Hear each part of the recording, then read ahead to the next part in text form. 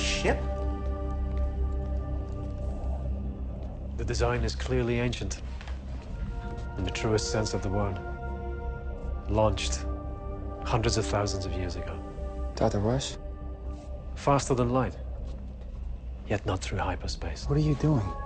Who knows how far it's traveled? Dr. Rush, we've got a lot of wounded. We need to get home.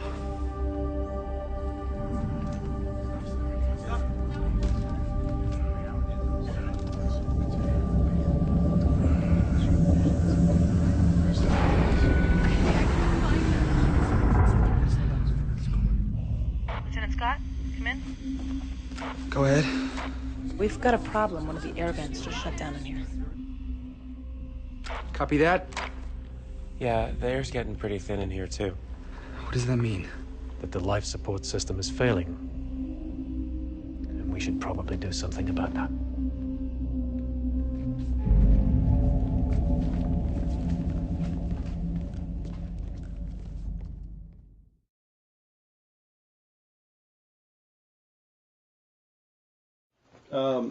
In SG-1 and in Atlantis, there were big bad guys that our team was fighting, and they were shoulder to shoulder fighting, you know, the Gould or the Ray.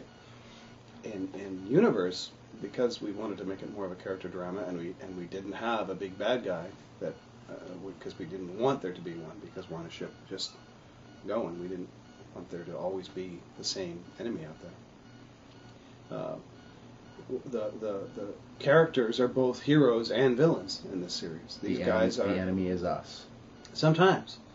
And we found within this series, even within season 1, our characters, our actors, our performers are so good that we've been able to take them in peaks and valleys of heroism and villainy back and forth. I mean, honestly, they can all slip in and out of the skin of hero and villain, and it's fun to watch. It's fun to see the dynamic go back and forth, because it's about survival.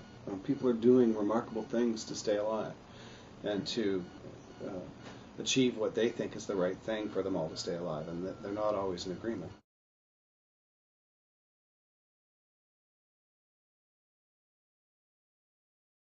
In this case, as we were conceiving the series, Robert and I were writing a pilot, and in the original breakdown, Rush's character wasn't even there.